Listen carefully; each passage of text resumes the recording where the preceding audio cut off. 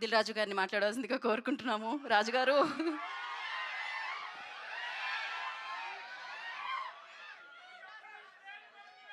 అందరికి నమస్కారం. Hi boys. ఇదేంటి వాసుని స్లోగనా ఇది? సరే, 2026 వచ్చి ఆల్మోస్ట్ 3 మంత్స్ కంప్లీట్ చేసుకుంటున్నాం. ఈ మధ్యలో మీరు చాలా సినిమాలు చూశారు, చాలా హిట్ అయినాయి. మీకు నచ్చిన సినిమాలు ఏంటో చెప్పండి. జన జనవరి నుంచి రిలీజ్ అయిన సినిమాలు: యుగంధర్, దురంధర్, నారి నారి నడుమ మురారి, మనశంకర్ వరప్రసాద్,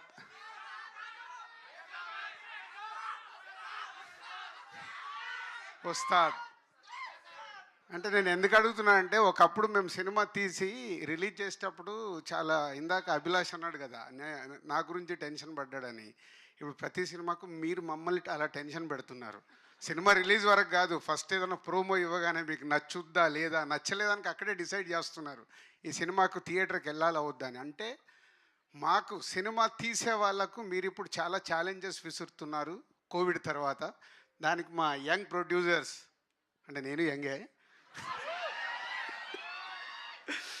అంటే ఇందాక వాసు అన్నాడు కదా, Bunny Vas and UV Vamsi first Arya సినిమాతో సినిమా ఫీల్డ్లోకి వచ్చారు.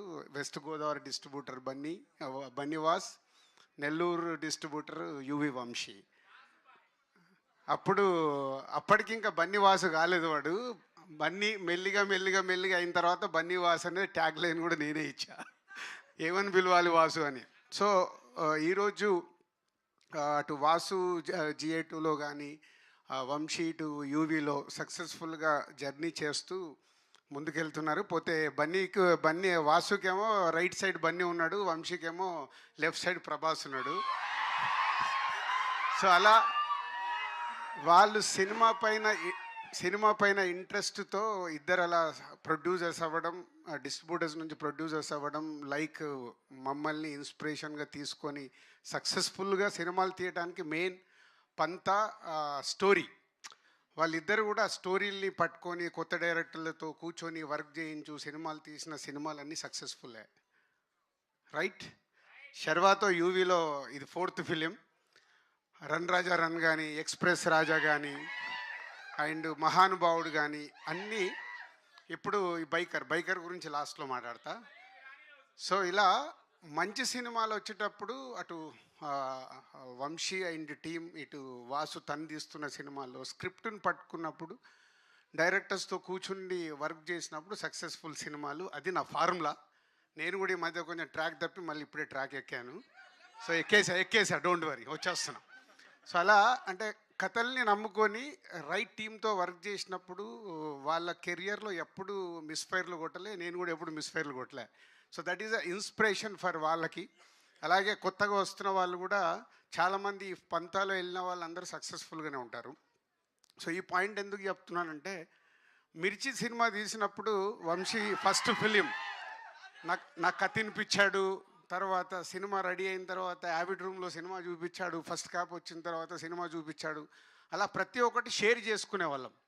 నేను అలాగే అంతకుముందు నేను ఆర్య దాని తర్వాత అరవింద్ గారికి వీళ్ళందరికీ మేము కథలు వినిపించడము, ఒపీనియన్ తీసుకోవడము, షేరింగ్ ఉండేది.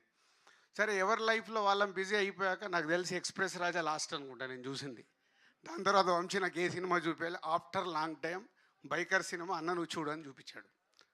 నేను ఎందుకు చెప్తున్నా అంటే, ఎప్పుడైతే ఇందాక అభిలాష్ చెప్పినప్పుడు నా వంశీ సినిమానో వాసు సినిమానో నేను ఈజీగా గెట్ చేయగలుగుతాను. నేను మీలాగా అక్కడ కుర్చీలో కూర్చొని చూస్తాను, నాకేం ఎమోషన్ ఉండదు. సో నా సినిమా ఎప్పుడన్నా వాళ్ళు చూడాలనుకున్నప్పుడు వంశీ కానీ వాసు కొంచెం మేనేజ్ చేస్తాడు, కానీ వంశీ నాలాగే ముఖం మీదే చెప్పేశాడు, అన్న బాగుంది బాగాలేదు అని, మోమాటం ఉండదు. సో ఈ బైకర్ చూసినప్పుడు ఆఫ్టర్ లాంగ్ టైం ఒక యావిడ్ రూమ్లో నేను సినిమా చూసినప్పుడు అభిలాష్, ఫస్ట్ క్రెడిట్ అభిలాష్కే. ఎందుకంటే ఒక డైరెక్టర్గా తను అనుకున్నది అచీవ్ చేయగలిగాడు. దానికి ఆ ఎమోషన్స్ కానీ, ఆ బైక్స్ పైన తీసిన ఇందాక సౌండ్ అన్నాడు కదా, ఇప్పుడు అడిగాను, నువ్వు యావిడ్ రూమ్లో చూపించేసావు, అలా కాదు నేను ఫుల్ స్క్రీన్లో సినిమా చూడాలి, ఆ సౌండ్ ఏంటి, నీ విజువల్స్ అక్కడ చూసిన దానికి థియేటర్కి డబుల్ అవుతుంది. మామూలుగా మనం టీవీలో చూసినప్పుడే ఉండే ఎక్స్పీరియన్స్ బిగ్ స్క్రీన్ మీద చూసినప్పుడు సౌండ్ కానీ విజువల్స్ కానీ చాలా మారుతాయి. దానికోసం నేను వెయిటింగ్. సో యావిడ్లో చూసినప్పుడు ఐ లైక్ ద ఫిలిం. నాకు ఇందాక అభిలాష్కి వంశీకి రెండే నాకు అనిపించినవి ఫ్రెష్గా చూసాను. నాకు స్టోరీ ఏం తెలియదు. 2 కరెక్షన్స్ అనిపించినాయి, చెప్పాను. వాళ్ళు ఇమీడియట్గా చేసుకొని నాకు వంశీ ఫోన్ చేశాడు, అన్న మీకు అనిపించే చేశానని. So this film is going to super hit.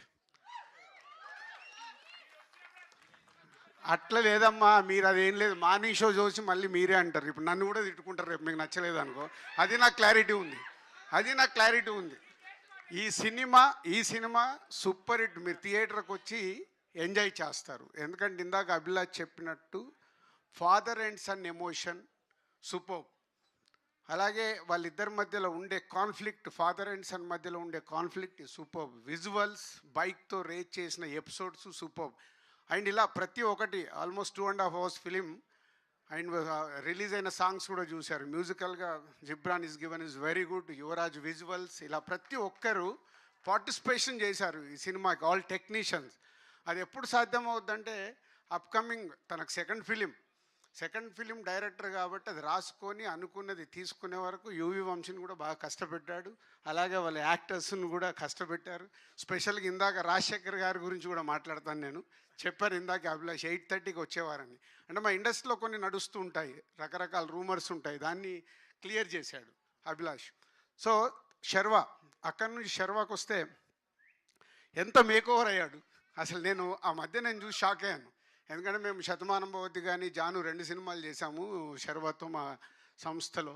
So Sharva అయిన మేక్ ఓవర్ బికాజ్ ఆఫ్ ఈ క్యారెక్టర్కి కావాల్సిన బైక్ రేస్ కావాల్సిన ఆ వెయిట్ అవన్నీ క్యాలిక్యులేట్ చేసుకొని డైరెక్టర్ అడిగాడని Sharwa is a good job. అంటే పర్ఫార్మెన్స్ కానీ everything is a super. Looks, costumes, everything. శర్వాని స్క్రీన్ మీద మీరు ఆల్రెడీ సాంగ్స్లో దీంట్లో చూశారు కదా, అలా అద్భుతంగా శర్వ మేక్ ఓవర్ అయ్యాడు. అండ్ హీరోయిన్ లవ్ స్టోరీ దగ్గర కానీ వైఫ్ అండ్ హస్బెండ్ మధ్యలో ఉండే రిలేషన్స్, ఈ బుడ్డోడు వీడు ఉన్న స్క్రీన్ ప్రజెన్స్ తక్కువ, ఇందాక ఎలా అయితే మాట్లాడాడు స్క్రీన్ మీద కూడా అలాగే ఎమోషన్స్ సూపర్గా పండించారు. ఎమోషన్స్ అది ఓన్లీ బికాజ్ ఆఫ్ డైరెక్టర్ తను రాసుకుంది స్క్రీన్ మీదకి వచ్చేలాగా చేశాడు. దానికి నో డౌట్ ఫస్ట్ డైరెక్టర్ తను అనుకున్నది తెచ్చుకోవటానికి అందరితో యాక్ట్ చేయించుకోవడం అనేది అది only director job. Your done is very good job Abhilash. Vasu నువ్వేదో ఆశపడుతున్నావు, బట్ వెయిట్ చేయి ఒక 2 years అండ్ అభిలాష్కి ఏదో చెక్ ఇస్తాను. సో అలాగే అదర్ యాక్టర్స్తో పాటు రాజశేఖర్ గారు, ఇందాక 2.0 అని వాసు ఎవరు అన్నారు. ఎస్, రాజశేఖర్ గారిని ఈ స్టేజ్ పైన ఉన్న దాంట్లో ఫస్ట్ సీనియర్ ఆయన, సెకండ్ సీనియర్ నేనే. సో రాజశేఖర్ గారిని అన్ని రకాలుగా చూసాం. ఈ సినిమాలో ఒక ఫాదర్గా, ఒక శర్వాకు ఒక కోచ్గా తను చేసిన పర్ఫార్మెన్స్లో కానీ ఆ స్ట్రిక్ట్నెస్, కోచ్ అంటే ఎలా ఉండాలో అలా ఉండాలి కదా, దానివల్ల చేసింది. వాళ్ళిద్దరి మధ్యలో జరిగిన కాన్ఫ్లిక్ట్ కానీ is a super. And father and son, and ఇప్పుడే రివీల్ చేద్దాము, ఫాదర్ అండ్ సన్ ఎమోషన్స్ అన్నీ అద్భుతంగా చేశారు. థ్యాంక్ యూ రాజశేఖర్ గారు. ఎందుకంటే ఇప్పుడు మీరు ఇలా ఓపెన్ అయినప్పుడు మేము రేపు కథల్లో మీ దగ్గరికి ఈజీగా అప్రోచ్ అవ్వగలుగుతాం. ఓకే, రాజశేఖర్ గారిని క్యారెక్టర్లో అడగొచ్చు అని. సో మీరు ఇలా ఇండస్ట్రీకి మళ్ళీ 2.0గా రావడం చాలా happy sir. Thank you, welcome. And UV Vamsi, మొన్న ఈ మధ్య నేను ఇందాక కథ గురించి మాట్లాడాను కదా, సంతోష్ శోభన్తో, నాకంటే ముందు మీరే చెప్పేస్తారు కదా. సో ఒక మళ్ళీ చిన్న సినిమా తీసి ఎలా అయితే రీచ్ అయ్యాడో ఈ సినిమాతో మళ్ళీ is giving a very good film for audience, for industry. మా ఇండస్ట్రీకి ఏంటంటే సినిమాలు ఆడుతూ ఉంటే మాకు ఎనర్జీ ఎక్కువ వస్తుంది, మాకు సినిమాలు ఆడుతూ ఉండాలి. So thank you Vamsi.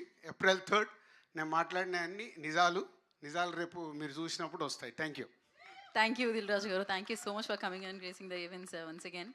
And yes, మీరు పాడుతున్నారా?